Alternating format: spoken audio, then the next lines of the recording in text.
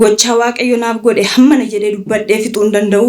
Otoon nan odeessa'u jedhe siniinu saatiinuu sin ga'u. Kanaafiyyuu ammuma muraasa isaa ammuma waaqayyo na gargaare irraa dubbadhee isa jalqabaamee otoo nan homaa tokkoon dubbatiin isa sin gidduu na dhaabe waaqayyoon sirriitti garaa keessan irraa maddisiisaati waaqayyoon naa galateeffadha. Waaqayyoon galateeffadhaa galateeffadha.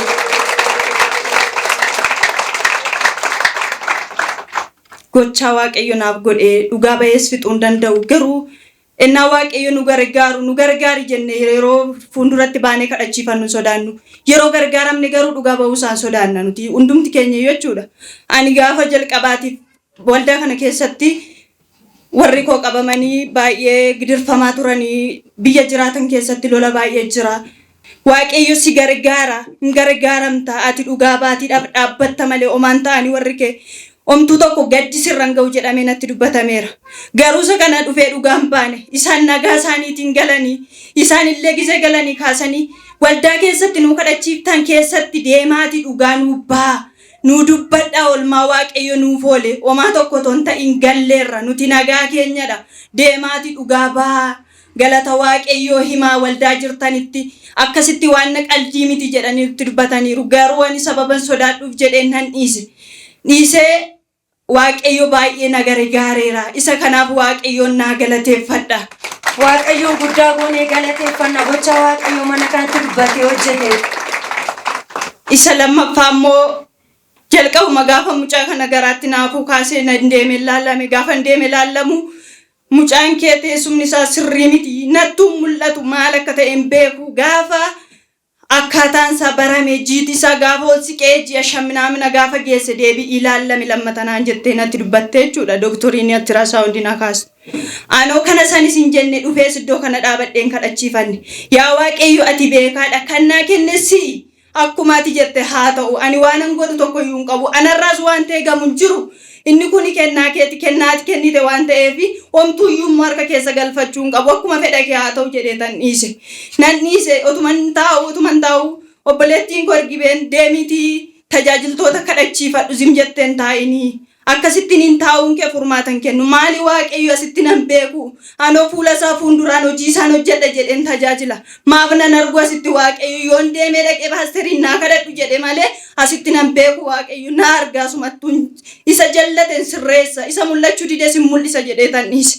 Waaqayyo guyyaa qaba waan na hundumaayyuu hin godha akkasuma taa'utuman taa'u guyyaa lammataa dhaqee laalame gaafa naqee laalamus akkasuma naan jedhame anoosa kana sofumaafan kadhadha malee as dhufee kana sani jedheen dubbadhu.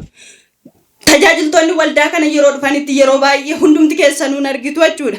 Hin sodaatiin anatu si wajjin jira ati hin sodaatiin naan jedha haadha kootti nan bilbileetan itti hima akkas naan jedhame teessumni daa'ima kee sirrii miti naan jedhameera maaltu akka ta'u hin beeku jenna hin sodaatiin ati inni dooktoriin jedhu dooktoriin waaqaa gaditti beeka malee amma waaqayyoon beeku kan si kenne waaqayyoodha ammas kan si baachisu waaqayyoodha isa dooktoriin jedhe miti ati isa waaqayyo siin jedhutti amani waaqayyo si gargaara naan jedhe ishi jedhee tan ta'a yeroo waldaa dhaqee waldaa kamirrattu hin sodaatiin naan jedha ishi jedheen ta'a gaafa jalqaba waldaa kana galgala adaariifan dhufe adaarii yeroo hundumaa nan kadhadha adaarii gaafan dhufu anoo waa'ee warra kiyyaan hasaaba malee waa'ee ofii kootii miti. Galgala asitti ergaan naa darbe baala haadharraa citee lafa bu'uuf jiru na argaa harki waaqayyo gabee bootaatti deebisa garuu harki waaqayyo tooddootti deebisuu na argisiisa jedhee obboleessi kiyya taarikuun iddoo kanatti natti raajee ishee ameen jedhee tan gale sidaatiin hojjedha fooqii na saddaa gaafa hojjaa duraa dhaqee tan otoo na sadda'u fooqii keessatti nan kufe homaa tokkollee hin taane ulfajjee shaniitiin hin jira otoo waaqayyo dursee arguu baateeti gaaf sana waa tokko taa ture waaqayyo immoo egaa dursee argeef na oolche hundumaa isa seexanni qopheesse na oolche ulfina isaatiif na dhaabe isa kanarratti waaqayyoon naa galateeffadha. Waaqayyoon galateeffanna isa dhoksaa garaa namaa iccitii garaa nama hundumaa beekee sirreessuu danda'u isa toora galuu dide isa tooratti gashu waaqayyoon ammayyuu galateeffannaa. Kanumaan otoon jiru seexanni baay'ee na qoraa turte ani immoo sababan tajaajiluuf bakka koo gadi hin dhiisu dhaabadhee waaqayyoon eega waan godhu sin beeka kuni sirrii miti jedhee bootaa koo gadi hin dhiisu ani Kuni sirrii ta'uu dide jedhee faarfannaa korraan dhaabadhu. Amma guyyaa wanti ta'utti ani numan faarfadha jedheetan abdii kootiin dhaabadhe Waaqayyoon nan faarfadhan ture. Otumaan faarfadhu qormaanni karaa baay'eedhaan ganama bariidhaan ka'eetan boollan bu'ee nan kufe. Guyyaan saamusiidha jechuudha. Nan kufe baay'ee lukti koos na miidhamee nan dadhabe. Seexanni maal qopheessiti akka mucaan kun hin dhalanne karoorsitee turte.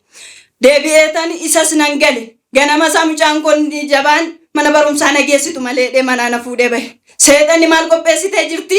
Karoora baaftee asfaaltii irratti anaanis mucaa koos akka makiinaan nyaatuuf murteessitee turte. Mucaa koo mana barumsaan ga'eetoon deebi'uun asfaaltii qixxee irratti hin kufe. Nan kufe makiinaan akkuma na bira ga'eetuma dhaabate. Homaa tokkoyyuu toonan godhin jechuudha. Nan oolee nan gale. Galeetan maali yaa Waaqayyo maaliif ta'e laata?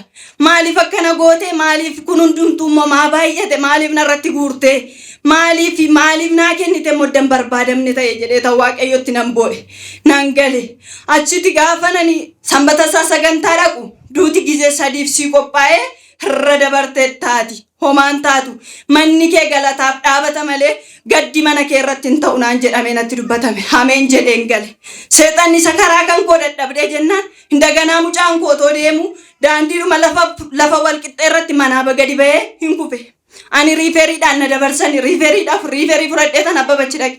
Gaafa nan achi dhaqu mucaan kun ni jabaan immoo barri irratti kufe arrabni cite. Arrabni immoo akka ilkaaniin murame ton taane akka waan billaan afaan keessa jirutti sana xaqamee jechuudha.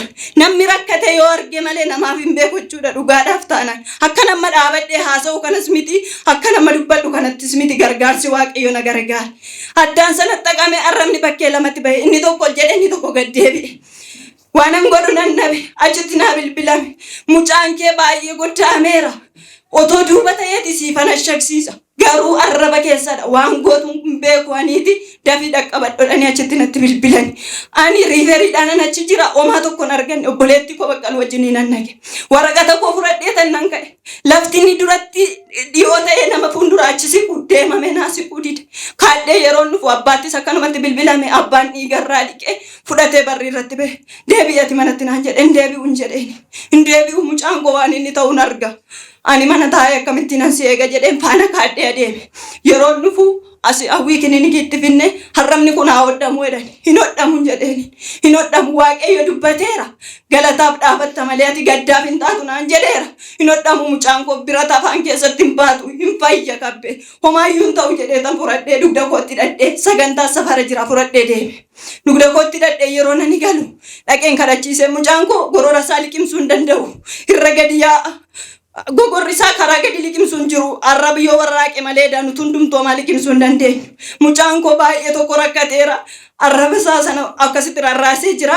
Yeroon laaluuf ija kootiin laaluu hin danda'u. Yaa Waaqayyoon jedhaani. Yaa Waaqayyo otoo isa kanaan baay'ee rakkachaa jiru ganaa isa naa kennite immoo ganaa waan na biraatiin na rakkistaa Waaqayyo. Anoo isa kanayyuu na gargaarta jedheen si abdadhee jira. Ganaan immoo isa guddaatiin immoo rakkadha maaliif akkana na goote fudhadhee waldaa dhaqe.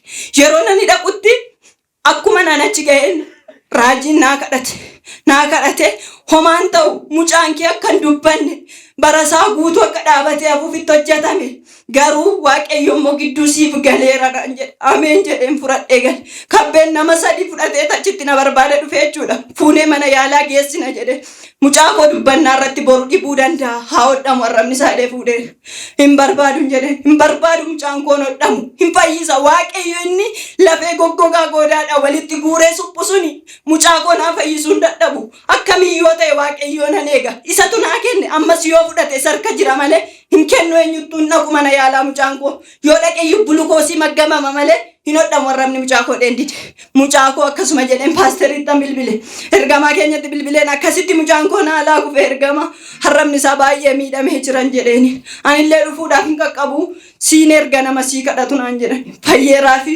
obboleessi koo fayyeeraa fi aseen dhufanii naa kadhatani mucaan koo guyyaa gaaf sana minaani akkatanitti kennuu qabu qoonqoodha garaansaa keessin beela waan hin godhu dhabee buskuuta qaabbichi no biteen aannan ho'iseen burcuqootti naqee burcuqoodhaan maankaadhaan fuudhee mucaa koo baasaa ture jechuudha.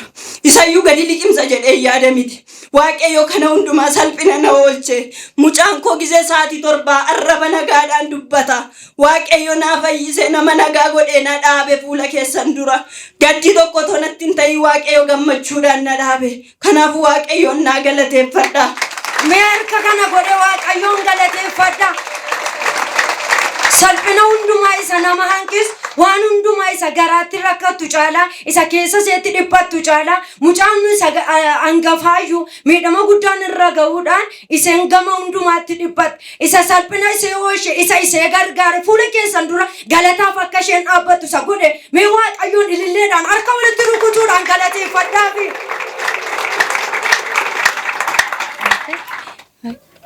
Dhugaa ba'imsi qoonni sadaffaan immoo otuman kanaan jiru paasteriin Faasii waaqayyo irri barraa fuudhe dhugaadha waa'ee kootiif jechaadha.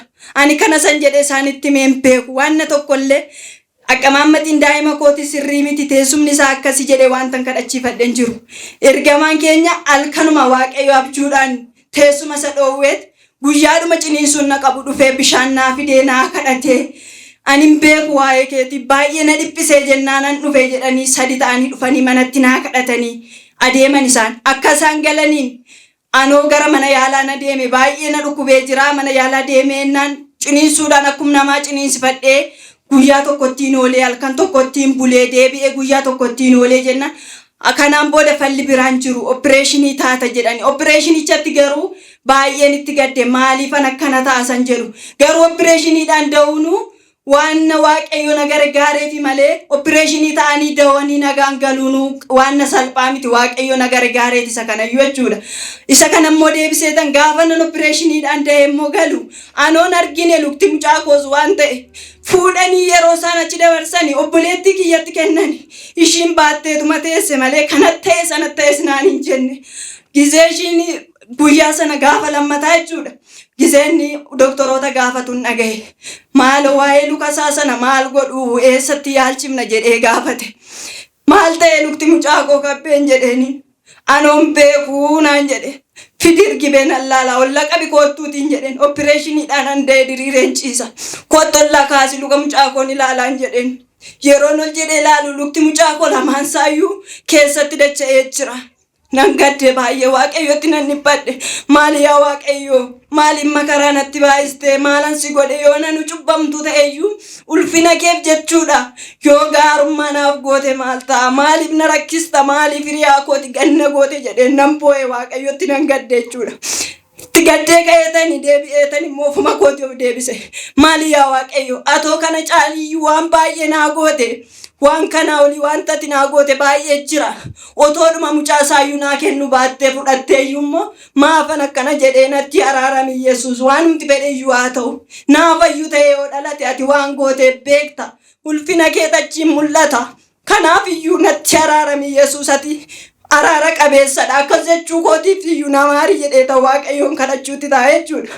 Sanaan booda fudhadheen gara mana yaalaa deeme. Mucaan koo dhugaadha hin fayya jedhamee yaalamne jechuudha. Har'a kunoo waaqayyo na gargaare nama galataa na godhee fuula keessan duratti mucaa nagaa mucaa qaama guutuu fudhadheen fuula keessan dura dhugaa bahinsaaf dhaabadhee waaqayyoon na galateeffadha. Mee waaqayyoon galateeffannaaf mee harka gargaarsa mana seetti ta'eef gaarummaa isaatiif waaqayyoon galateeffanna. Mucaa koo dhoksaan ture jechuudha dhugaadhaaf taanaan jechuudha. Mucaa koo fuudheen deemu jedhee tan dhoksaa ture. Kun har'a waaqayyo qaama guutuu naa kenne luka nagaa baadhee dhufee waaqayyoon guddisaati lafaa ka'aati waaqayyoon naa galatee. Ol kaanee waaqayyoon galateeffannaaf mee.